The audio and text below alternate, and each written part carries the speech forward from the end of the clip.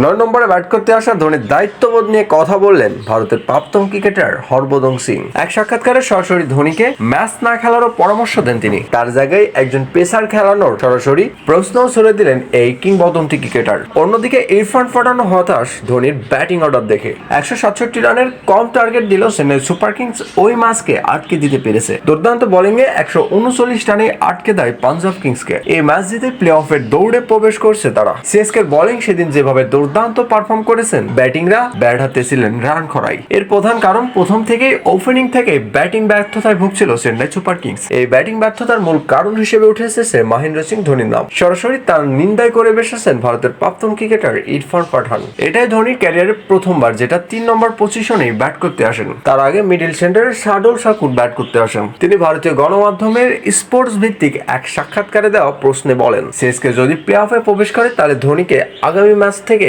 একাদশে না খেলার পরামর্শ দিলেন। তার জায়গায় কোনো পেসার ঢোকানোর মন্তব্য করেছেন এই কিংবদন্তি ক্রিকেটার। তিনি সেখানে আরো বলেন, প্লে অফটা বড় একটি চ্যালেঞ্জিং ব্যাপার, সেখানে ধোনির এমন প্ল্যান কিছুতেই কাজে আসবে না। ধোনি 9 নম্বরে ব্যাট করতে আসলেও সিএসকে জন্য কাজে আসবে। ধোনির বয়স 42 হলেও সে দুর্দান্ত ফর্মেই আছে, তাই তো মিডল অর্ডার সামলানোর দায়িত্ব ধোনিকেই নিতে বললেন এই ক্রিকেটার। মিডল অর্ডারে ব্যাট করতে এসে 4 কিংবা 5 ওভার বল খেলারও কথা বলেন তিনি লাস্টে 2 ওভার ম্যাচ খেলেছেন, সেখানে দলের কোনো কাজেই আসেনি। চেন্নাই সুপার কিংস যদি প্লে অফে প্রবেশ করে তাহলে প্রত্যেকটি ম্যাচই জিততে হবে, আর প্রত্যেকটি ম্যাচ জিততে হলে তাকে উপরে ব্যাট করতে হবে এবং দলের জন্য রাখতে হবে বড় অবদান। ধোনিকে একজন একাদশে থাকার পরামর্শ দিয়েছেন, আবার ধোনির জায়গায় একজন পেসার খেলাতেও বলেছেন। অন্যদিক ধোনিকে মিডল অর্ডারে ব্যাট করতে বলেন।